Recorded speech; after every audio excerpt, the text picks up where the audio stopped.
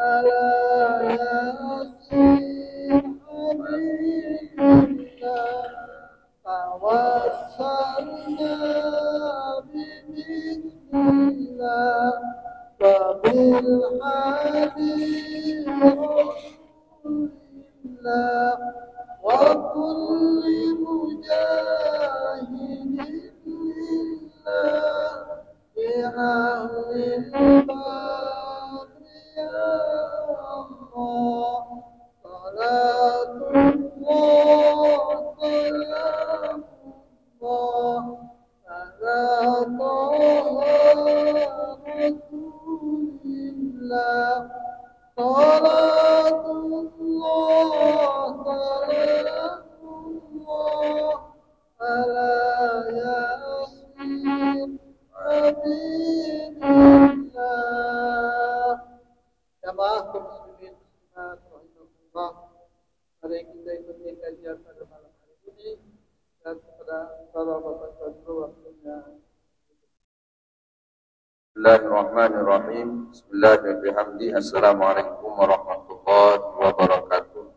Alhamdulillah wassalatu wassalamu ala Rasulillah wa ala alihi wa sahbihi wa mawalah, la haula wa la quwata illa billah. Allahumma aslih umat Muhammadin sallallahu alaihi wasallam wa farrij an ummati Muhammadin sallallahu alaihi wasallam warham umat Muhammadin sallallahu alaihi wasallam wansur aqwal wa ayyidna datal watan bil alamin wa amilna datal watan diniyatal islamiyata ala madhhabi ahli sunnah wal jamaah ila yaumiddin bihaqq Muhammadin sallallahu alaihi wasallam. Amma ba'du. Qala al-muallif rahimahullah ta'ala wa nafa'ana bihi wa bi ulumihi fid dharain. Pengarang kitab Kifayatul Akhyar menjelaskan wa kamaluz zakati arba'atu asya'a. Sebagaimana yang sudah dijelaskan sebelumnya bahwa manusia oleh Allah Subhanahu wa taala diberikan dua sumber makanan. Ada sumber makanan hewani dan ada sumber makanan nabati. Makanan yang berupa hewan dan makanan yang berupa tumbuh-tumbuhan. Nah, pada prinsipnya seluruh tumbuh-tumbuhan itu adalah halal untuk dikonsumsi oleh kita. Kanggo tengah kena, kanggo tengi nama, kecuali makanan minuman yang memabukkan. Kecuali makanan minuman yang mengandung unsur memudaratkan kita dan yang beracun atau yang memang tidak untuk dimakan. Nah, maka tumbuh-tumbuhan yang bisa merusak tubuh kita, baik merusaknya secara fisik maupun mental, itu menjadi haram. Tapi selain itu halal. Nah, adapun yang berupa hewan, maka ulama membaginya jadi dua. Ada hewan yang jinak, ada hewan liar.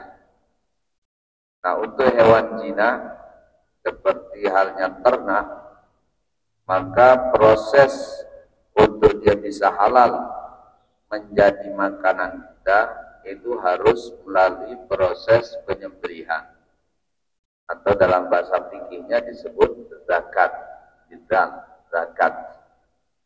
Nah, maka kalau kita ingin makan kambing, makan ayam, kalau kita ingin makan sapi, kerbau, onta, itu contoh-contoh ternak, harus disembelih terlebih dahulu. Sudah dijelaskan juga bahwa penyembelihan terhadap binatang itu ada dua objeknya. Ada binatang yang tadi jinak, ada yang liar. Kalau binatang jinak, maka penyembelihannya harus di lehernya, harus di belongnya. Yang mau di belong atas, belong bawah, yaitu tergantung hewannya. Karena ada yang dia bisa cepat mati kalau dia di atas, bagian atasnya, kayak kambing, ayam, sapi, kerbau itu bagusan dari atas. Tapi kalau onta, maka itu sembelihannya ada pas di atas iniannya. Jadi belum bagian bawah. Yang pun pecat mati.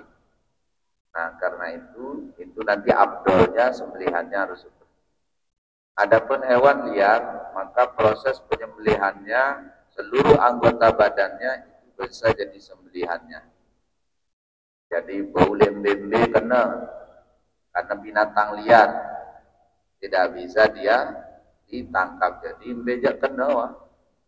Tiana kena tiana jadi sembelihan. Naina kena naina jadi sembelihan.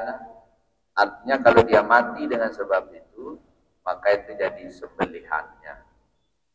Karena yang namanya sembelihan itu kan memotong bagian tubuh tertentu dengan tujuan untuk membinasakannya, artinya mematikan. Maka dia ganggu hidup-hidup terutama lesigon, manuk no masih garpok sama ada lesigon. Nah itu bangkai jadi, karena belum melalui proses penyembelihan. Tapi kalau sudah disembelih dan memenuhi nanti syarat-syarat penyembelihan, andainya masih geruit-geruit, ya tidak masalah. Sama beli apa namanya le ai bangkal no ya lebih tentu itu menjadi tidak baik karena ada unsur penyakit atau penyiksaan. Tetapi andainya digituin tetap dia halal untuk dimakan karena sudah melalui proses penyembelihan, yang sudah memenuhi syarat. Nah ini yang akan dibicarakan selanjutnya. Bagaimana penyembelihan yang memenuhi syarat itu? Wa kamaluz zakati arba'atu asya. Sempurnanya penyembelihan itu dengan 4 hal. Jadi syarat dengan nyembelih dan kemudian halal dimakan hasil sembelihannya, maka itu harus memenuhi 4 hal. Pertama harus qatul hulqum. Harus terpotong urat atau lubang subul tamayak. Nah, subul tama kakenan, itu harus terputus sempurna. Berarti nenek kanggo masih ada kesambung-sambung, harus netek-netek polong. Silakan na subul tama, apa makna hulqum? Al hulqum majron nafas. Silakan subul tamayak. Ini harus terpotong sempurna. Yang kedua, wal mari'i, harus terpotong secara sempurna. Artinya dina kanggo masih disambung. Bagian urat atau lubang yang lekana subul tama kakena.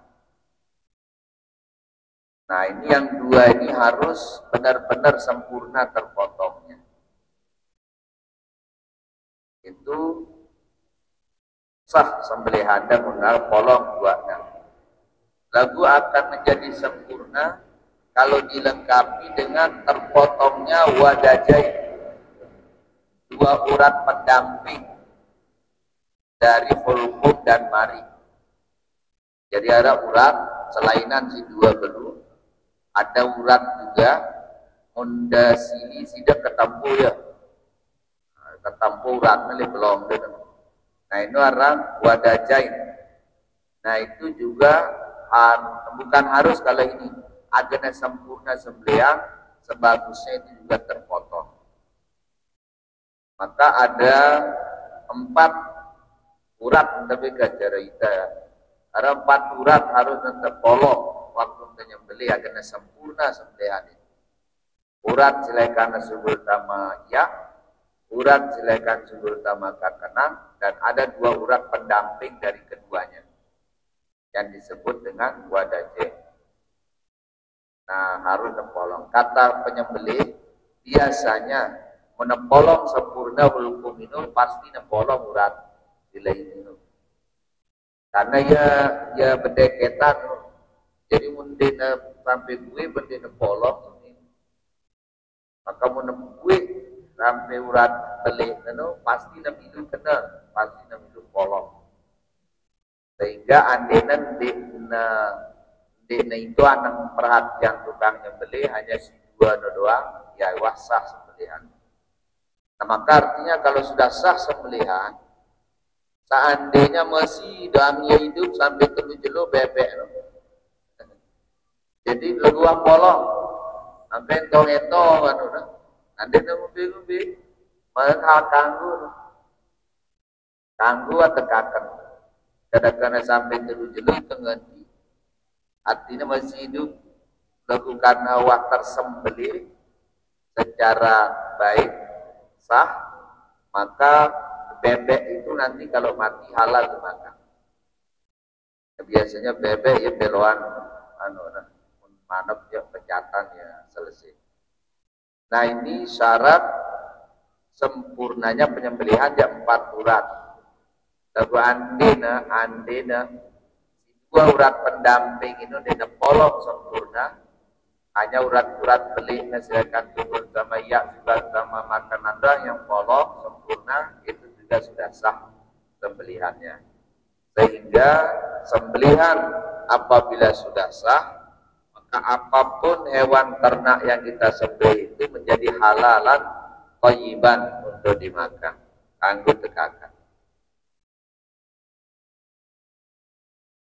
Nah itu untuk hewan yang jinak. Nah adapun yang tidak jinak tadi binatang buruan, mayu, kebangu, apa maling biasa udah buru nasi dengan tapi yang halal tentunya, maka itu menyembelihnya bisa di bagian mana saja dari tubuhnya. Lewasnya si tombak kena diana mati gerepek, nah, halal dimakan. Dipanah kena otaknya, belak otaknya si panah lebih tajam pokoknya, yang tajam maka halal dimakan. Nah termasuk salah satu yang juga halal itu hasil buruan anjing atau binatang yang dilatih untuk berburu lainnya. Jadi misalnya nyerat mau dibasong, latih dulu basong untuk berburu. Sampernya si basong tinggi belongnya sampai mati. Nah maka halal sembelihan melalui proses melepaskan anjing itu untuk menangkap atau mematikan binatang buruan.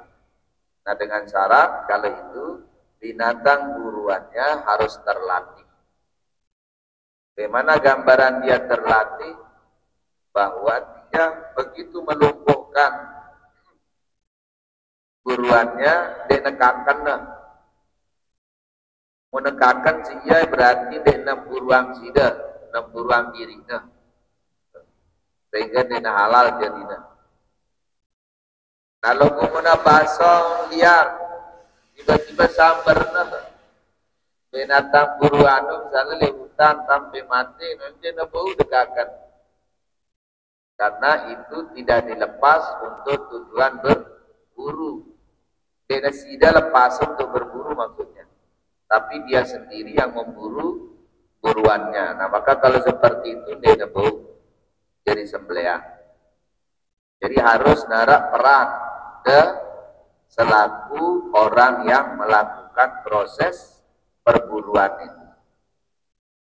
Nah lagu terburu terus teman mati masih hidup, hidupnya masih mustakir, maka harus dilanjutkan proses penyembelihannya sesuai dengan penyembelihan si biasa. Naina kena, naina biasa kan dia mematikan.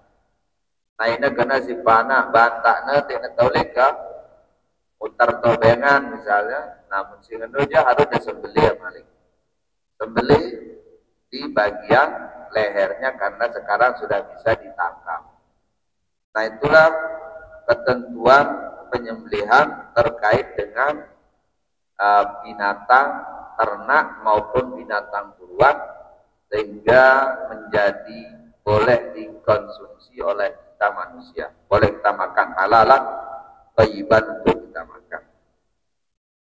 Wa yajuzul istiyadu bi kulli jarihatin mu'allamatin min siba'il bahaimi wa jarahil thairi. Dan untuk berburu itu seluruh binatang yang buas, yang bertaring dan berkuku tajam, tetapi dengan syarat dia terlatih, itu boleh dipakai berburu. Boleh dipakai berburu dan hasil buruannya halal kita makan. Oleh dengan Arab itu dia pakai bulu Raja Wali, mereka benci ingona.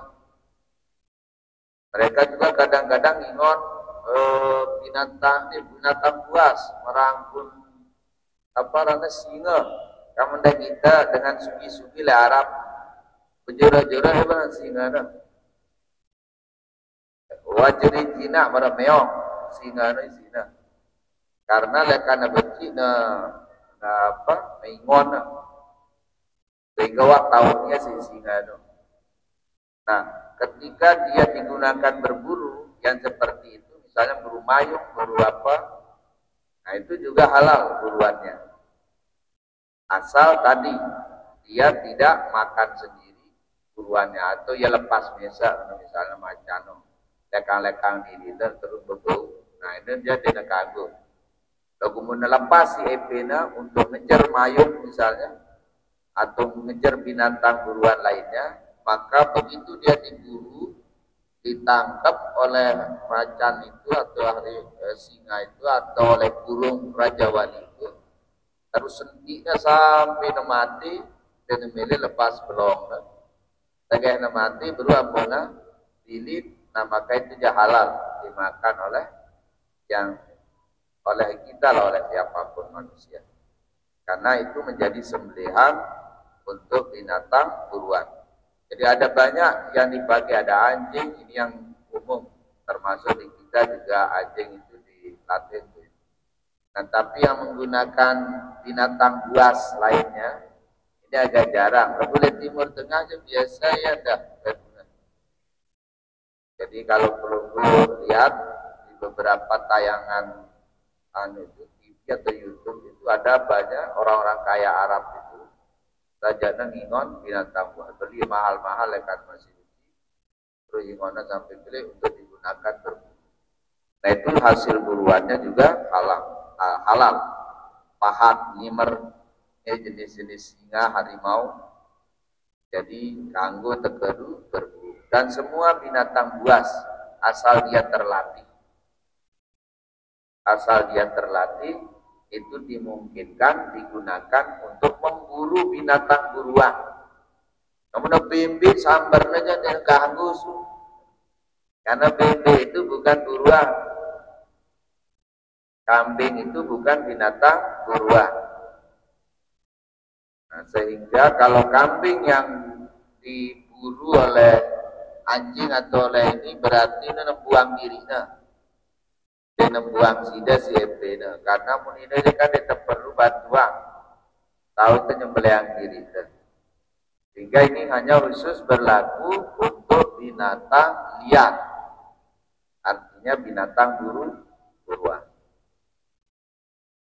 Nah itu dasar hukumnya dari Al-Quran.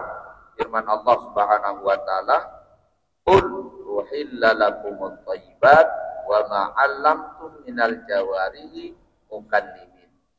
Katakanlah wahai Muhammad, dihalalkan bagi kalian semua yang baik-baik, dan di antara yang baik-baik itu adalah apa yang kita ajari dia untuk menangkapnya atau berburu, yang istilah Al-Quran itu dari binatang-binatang buas yang mukallibin, yang menganjing. Artinya menganjing itu kan anjing itu bisa jinak sama ipena. Apa ipena nyuruh mudah ya terlatih. Namun ada binatang buas yang lainnya yang dibuat seperti anjing itu yaran mukallibin. Ini hendak kanggo tegeru berburu. Makanya dengan Arab biasa juga melatih Raja Wali, singa, macan, kedua berburu. Sehingga mereka halal kalau seandainya nanti dilepas dalam rangka memburu binatang yang binatang buruan. Ke manuk, manuk sambarnya jadi nih nunggu. Karena manuk terhitung binatang yang rintut bareng ebina. Jadi dia butuh terburu. Nah, lagu si hidup di hutan, manuk hutano, ya termasuk buruan kalau itu. Termasuk dia burung unggas, unggas, si kelep, dihalal tekakan itu juga semuanya bisa diburu dengan misalnya burung Raja Wali. Nah, untuk urusan si kelep biasanya ada burung-burung pemburu, predator ya kebuna berburu, latihnya lekana benci. Bahkan kalau di Arab itu dilombakan dia ceket-ceketan nyamber, dilombakan.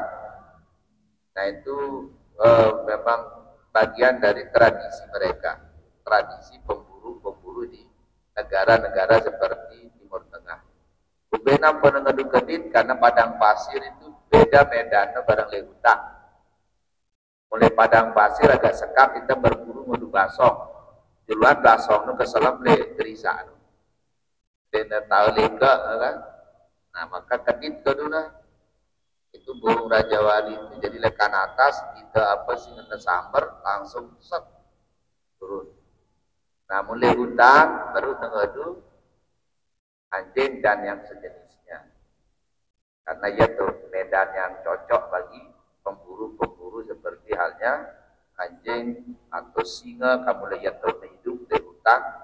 Jadi tentu cepat dia minta buruan di tempat-tempat yang seperti itu. Tapi kalau di padang pasir maka yang cocok adalah menggunakan burung-burung pemburu. Nah itu halal untuk dimakan hasil buruannya.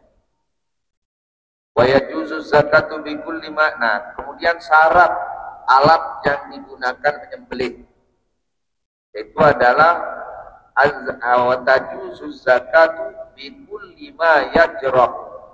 Selaput si bau terkadu melukai, memotong itu boleh digunakan untuk menyembelih. Illa bisin kecuali dengan gigi dan kanggo dan wasukur dan tulang belulang. Jadi menetolang kadang-kadang tajam mereladik dan kanggo terkadu. Nah misalnya ada orang membuat pisau dari gading. Gading itu kan bangsa tolang, gigi lah bangsa gigi. Nanu dia kanggo terkadu nyembelih. Kadang-kadang perang mereladik kendah. Karena di dalam hadis itu dua jenis yang dikecualikan untuk tidak boleh digunakan nyembelih. Tidak boleh digunakan untuk menyembelih.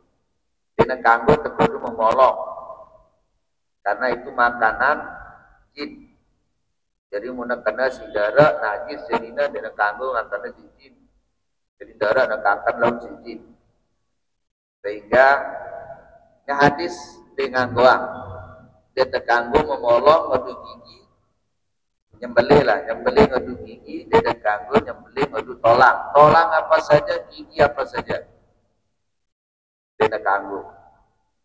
Maka benda tajam yang dipakai itu selain dari dua itu lele kanam, ledas mau dari kayu ditajemin sampai tajam mereladik misalnya kayu apa gana, kayu besi gana, nah, misalnya atau kalau yang sekarang ya pakai besi, pakai tembaga, pakai baja dan yang sejenisnya. Nah itu semuanya boleh asal dia bisa melukai artinya tajam,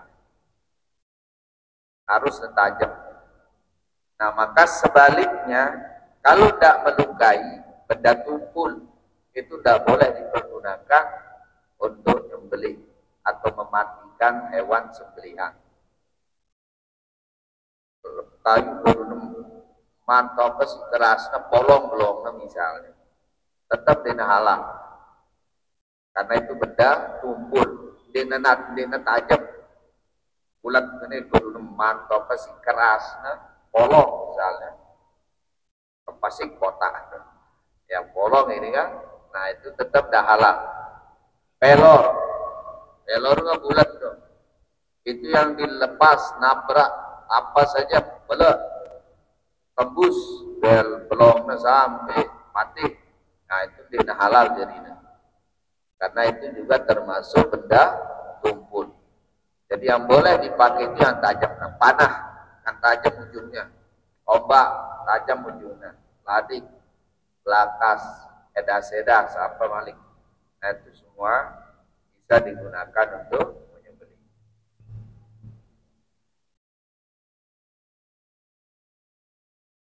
Nah termasuk benang, ditajam kan menung kencang, kuat benang, hendak bukan kudu memolong.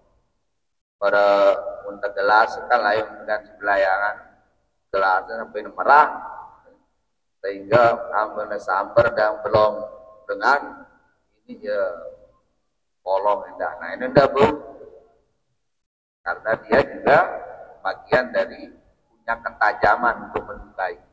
Karena selalu si bau digunakan untuk melukai, bisa dipakai menyembelih.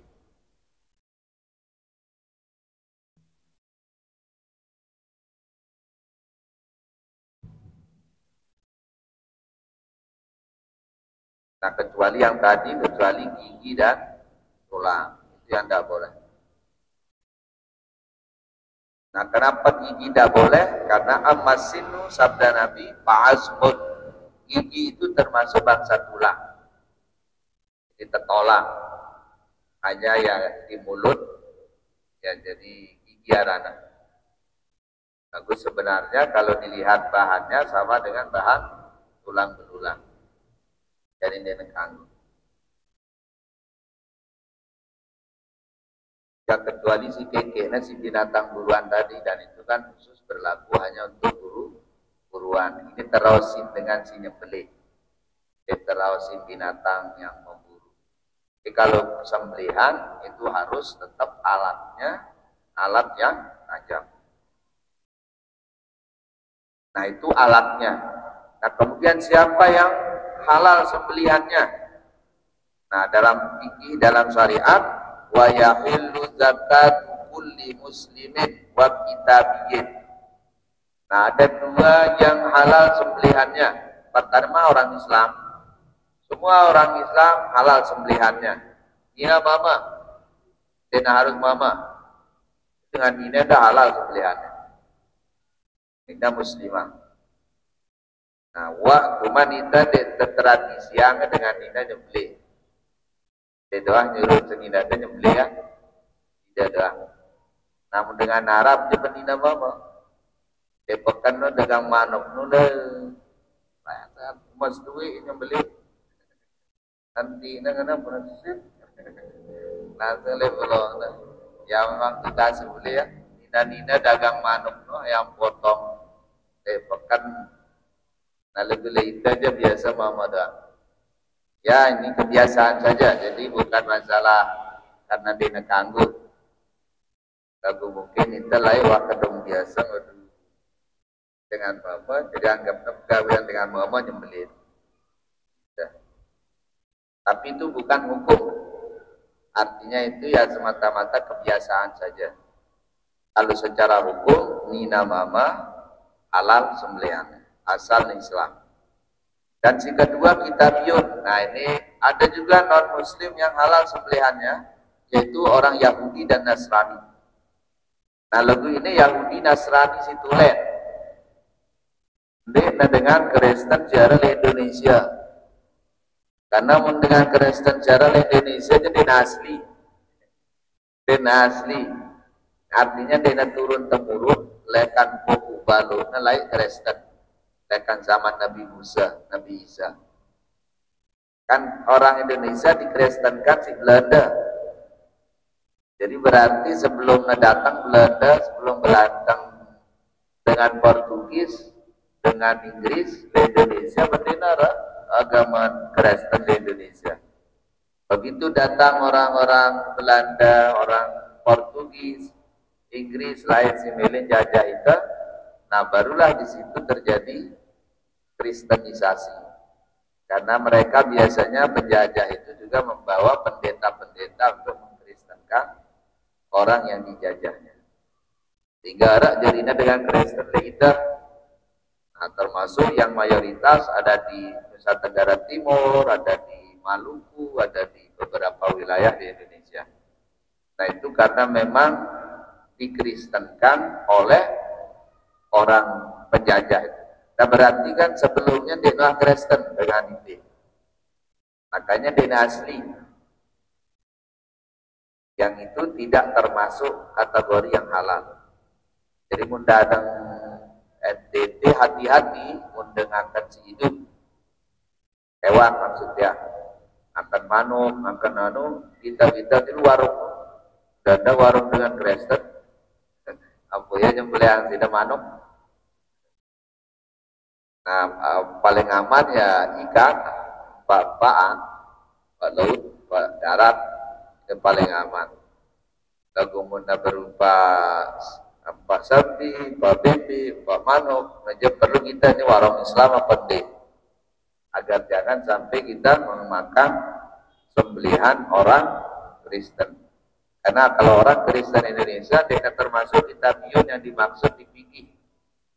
Kitabiyun yang dimaksud di fikih atau ahli kitab yang dimaksud di fikih itu adalah ahli kitab yang asli, yaitu yang makhluk nilai itu yang umatnya Nabi Musa, Nabi Isa kan. Nah, sehingga turun temurun terus nganut agamanya sampai generasi sinega.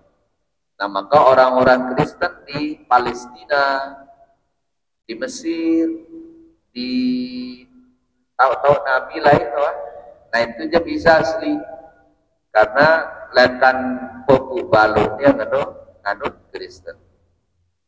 Nah, boleh negara-negara jajahan Barat itu umumnya Kristennya di Kristen baru Kristen, dikristenkan oleh Belanda, dikristenkan oleh Inggris, jadi dia asli.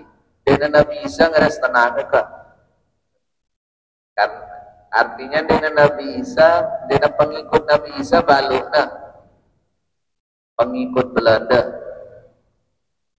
pengikut Portugis, pengikut, sehingga itu tidak masuk kategori orang kitabiah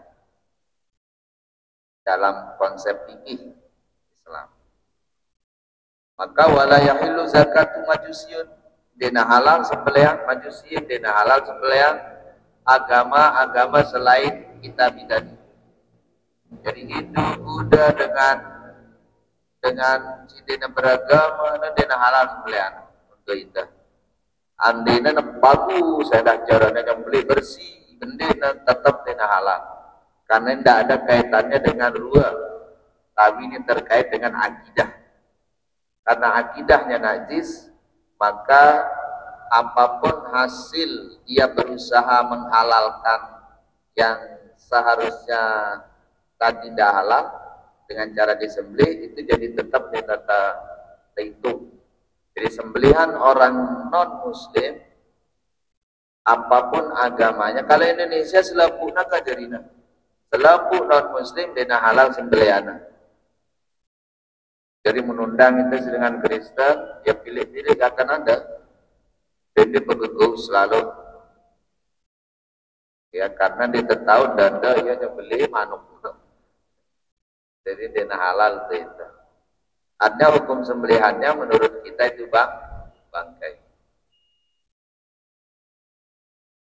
Nah, termasuk penyembah berhala, wasaniyun. Wallahu a'lam. Nah, jadi ini beberapa ketentuan yang terkait dengan masalah sembelihan dan bagian paling bawah saat terakhir tentang sembelihan wadakatul janin bidakati umi. Janin yang ada di dalam perut sembelihan menemati itu halal ya. Jadi halal sembelihan ibunya itu menjadi sembelihan janin itu, sehingga dia tidak perlu itu tersembelih. Kalau kemudian hidup dia sembelih. Ini maksudnya menemati lekan dalam ya. Nah, ini jadi hal-hal yang berhubungan dengan sumber makanan kita. Ya, mudah-mudahan apa yang dijelaskan bisa dipahami sehingga kita bisa menjaga diri kita dari makanan minuman yang haram. Karena makanan minuman yang haram itu tidak kalah di bagusnya untuk kita. Kata-kata sembahyang puasa lebih mentengahkan haram-haram hendak berpakku diri dan ini mau pahala karena pahala sembahyang nu buat kebaik tidak santai sehingga si haram-haram. Nah, inilah yang membuatnya menjadi wajib dan tahu besi halal tekakan besi haram. Si halal tentunya untuk kita bisa makan, minum, si haram tentunya untuk kita hindari. Jangan sampai kita makan, minum dari makanan minuman yang diharamkan oleh Allah Subhanahu wa Ta'ala. Mudah-mudahan kita dijaga dilindungi oleh Allah dari segala hal yang tidak diridhoinya, dan mudah-mudahan kita tetap istiqomah di dalam aturan-aturan Allah, dalam akidah yang lurus, dengan akhlak-akhlak yang baik, sehingga mudah-mudahan kita mendapatkan kemuliaan di sisi Allah Subhanahu wa Ta'ala di hari akhirat nanti. Amin ya rabbal alamin. Ala hadhihi niyah wa la kulli niyatin shalihah wa ila hadratin Nabi Mustafa sallallahu alaihi wasallam. Al-Fatihah.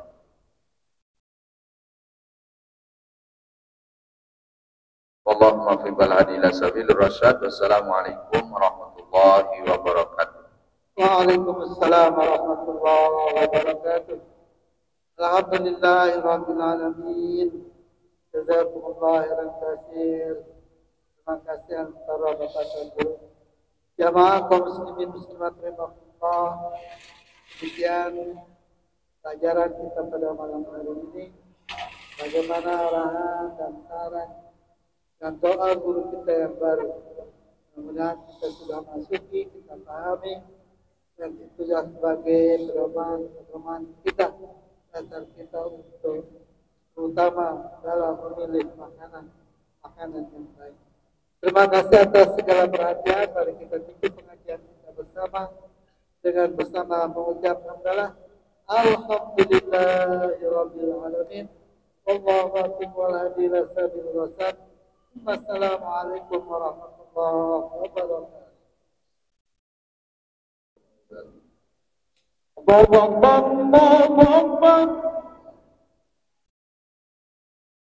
Allah